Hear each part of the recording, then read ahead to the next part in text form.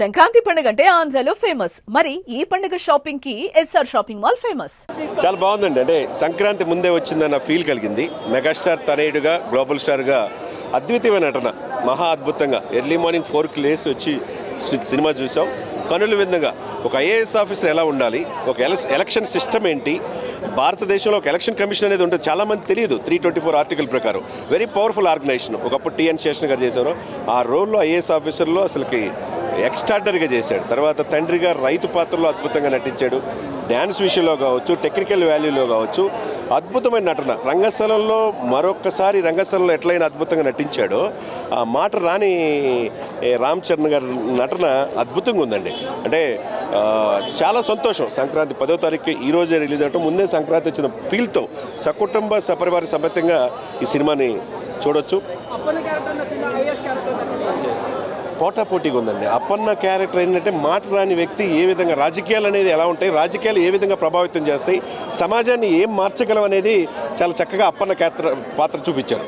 అదే సమయంలో రాజకీయాల్లో అడ్డం పెట్టుకొని ఏ విధంగా లక్షల కోట్లు సంపాదించుకుంటారు, ఇసుక మాఫియా, మైనింగ్ మాఫియా, లేకపోతే బియ్యం అక్రమ రవాణా, అన్నీ. అంటే సమాజంలో ఈ రుగ్మతలు, ఈ పాలిటీషియన్స్ అంటే ఏంటంటే 10 కోట్లు ఖర్చు పెడితే 100 కోట్లు సంపాదించే ఈ రోజుల్లో వాళ్ళు అట్లా ఖర్చు పెట్టిన తర్వాత ఏ విధంగా దోచుకుంటారనేది చూపించారు. అది ఏ విధంగా కంట్రోల్ చేయొచ్చు అనేది ఒక ఐపీఎస్ ఆఫీసర్ పాత్ర చూపించాడు.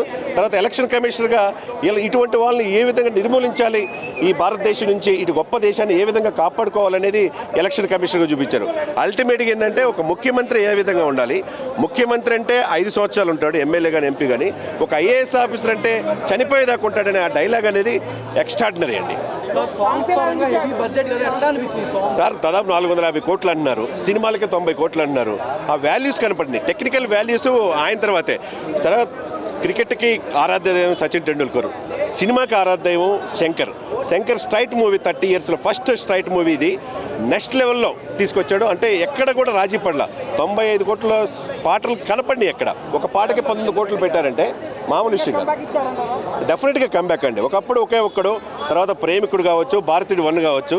ఈ రోజున దాదాపు 30 సంవత్సరాలు ఆయన చరిత్రలో స్ట్రైట్ మూవీ గేమ్ చేంజర్ చరిత్ర కాబోతుందండి. ఏమండి, డెఫినెట్గా గేమ్ చేంజర్ మూవీ అవుతుంది. ఎందుకంటే మీరు అన్నట్టు ఎస్జే సూర్య ఒకప్పుడు దర్శకుడు ఖుషి తీశాడు, అద్భుతమైన నటన. సముద్రకని అద్భుతంగా నటించాడు. ఎవరి పాత్ర అంజలి ఆమె తల్లి పాత్రగా ఆమె అద్భుతంగా నటించి, శ్రీకాంత్ గారు అయితే ఒక సీఎంగా తర్వాత పరిణితి చెంది ఏ విధంగా మార్పు చెందారో శ్రీకాంత్ గారు అద్భుతం. ఎవరి క్యారెక్టర్ ఏ విధంగా చేయాలో సునీల్ గారు కూడా చాలా రోజుల తర్వాత మంచి క్యారెక్టర్ సునీల్కి ఇచ్చారు. ఓవరాల్గా సినిమా సూపర్ హిట్ అండి. సంక్రాంతికి మంచి సినిమా చూసామన్న ఫీల్ థియేటర్. డెఫినెట్గా ఈ 3 సినిమాల్లో గేమ్ చేంజర్ అనేది సంక్రాంతి విన్నర్గా నిలుస్తుంది. 5కి 4 అండి. 100% లెవెల్. తర్వాత అన్ని క్యారెక్టర్లు బాగుంటాయి, ఎక్కడ బోర్ కొట్టదు. ఫస్ట్ హాఫ్ సూపర్గా ఉంటుంది, సెకండ్ హాఫ్ నెక్స్ట్ లెవెల్కి తీసుకెళ్తాం. ఫైట్స్, యాక్షన్ సీక్వెన్సెస్ అని చాలా బాగున్నాయి. సాంగ్స్ గ్రాండియర్గా ఉన్నాయి. యాక్చువల్గా డ్యాన్స్ అయితే ఒక స్పాట్లో రామ్ చరణ్ గారు చంపేసినారు ఒక ఫ్యూ సెకండ్స్. ఆ స్టెప్స్ మళ్ళా పాత అంటే కొంచెం బిగినింగ్ డేస్లో ఆయన ఎలా డ్యాన్స్ చేసినాడో ఆ విధంగా డ్యాన్సింగ్ ఉంది. సినిమా మొత్తం చాలా గ్రిప్పింగ్గా ఉంది, మెసేజ్ ఓరియంటెడ్గా ఉంది. అంటే మనం అప్లికేషన్స్ గవర్నమెంట్కి పెట్టి ఎదురు చూడకుండా గవర్నమెంటే జనాల దగ్గరకు వచ్చి, స్విగ్గీ జొమాటో లాగా గవర్నమెంటే జనాల దగ్గరకు వచ్చి ప్రాబ్లమ్స్ ఎలా సాల్వ్ చేయాలనే మెసేజ్ చాలా స్ట్రాంగ్గా ఇచ్చినాడు. లేదు, బాగుంటుందండి.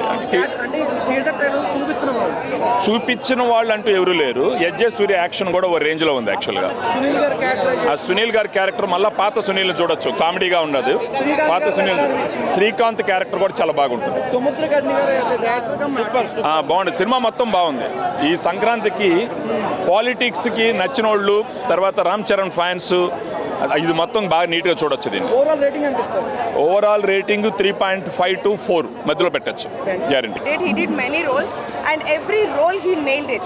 I can say this is a true comeback for Charan and Shankar did a really good job. So it was a really nice movie. Sankranti families prefer this movie and yeah, it is a family movie and every Indian citizen need to watch this movie. So it is all about I don't want to put some negative comments on it or I don't want to put some politics in. అలా అండి, చాలా బాగుంది. Super hit కొట్టాడు.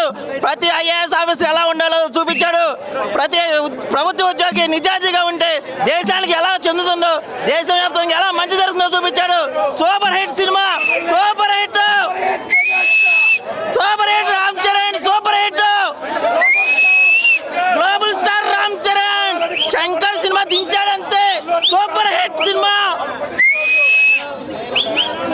చేస్తున్నారు. అంటే మనం ఇన్నాళ్ళు చూసిన రామ్ చరణ్ వేరు, ఇక్కడున్న రామ్ చరణ్ వేరు అనిపించింది. చాలా ఫ్రెష్గా ఉన్నారు. ఆయన స్క్రీన్ మీద ఆయనకున్న ఎనర్జీ, తర్వాత కియారా గారితో ఉన్న కెమిస్ట్రీ అసలు చాలా వండర్ఫుల్గా ఉంది. హీరోయిన్ని కూడా ఎక్కడ వాడాలో అక్కడ వాడుకున్నారు, ఎంత వాడాలో అంత వాడుకున్నారు. క్రేజీ అంటే క్రేజీ ఉండే వీళ్ళిద్దరు కెమిస్ట్రీ మాత్రం. సాంగ్స్ అయితే ఐ ఫీస్ట్, అసలు దోప్, రామ్ మచ్చా మచ్చా, జరగండి, 3 ఐ ఫీస్ట్. అసలు ఐ ఫీస్ట్ అంటే I feast. Shankar trade mark movie అన్న. శంకర్ గారు ఆయన ట్రేడ్ మార్క్తో తీశారు సినిమాని. స్టోరీ, స్క్రీన్ ప్లే ఎక్కడ తగ్గకుండా చాలా బ్యూటిఫుల్గా వెళ్ళింది. ఎక్కడ ల్యాగ్ అని కూడా అనిపించదు మనకి. రామ్ చరణ్ గారి ఫ్లాష్ బ్యాక్లో ఉన్న క్యారెక్టర్ని ఎంత అయితే హైప్ చేశారో ఆ క్యారెక్టర్కి రామ్ చరణ్ గారు న్యాయం చేశారు. అలానే ఆయన కాలేజ్ స్టూడెంట్గా ఉన్న క్యారెక్టర్, అట్లనే ఐఏఎస్ ఆఫీసర్గా ఉన్న క్యారెక్టర్, ప్రతి చోట యాక్టింగ్ మాత్రం ఎక్కడ తగ్గలే రామ్ చరణ్ గారు. అవుతున్నాయి అవి చెప్పలేము మనం, కానీ అవి అవుతున్నాయి, అవి వాస్తవం, అవి ఉన్నాయి. సో ఏంటి బ్రో, అంటే అంత ఎంగేజింగ్ గా ఉందా స్క్రీన్ ప్లే లేదంటే? అంత ఎంగేజింగ్ అని చెప్పలేము, కానీ మీకు బాంబులు పడుతుంటాయి, ఆడ బాంబులు వేస్తుంటారు, మనకు తెలుస్తుంది. కొంచెం ఏమైనా క్రింజ్ షాట్స్ ఏమైనా కనిపించాయా? క్రింజ్ అంటే మరీ అంత లేవు మీరు అనుకున్నట్టు ఉన్నాయి.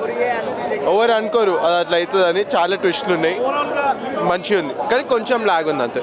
అది తప్పించి బాగుంది.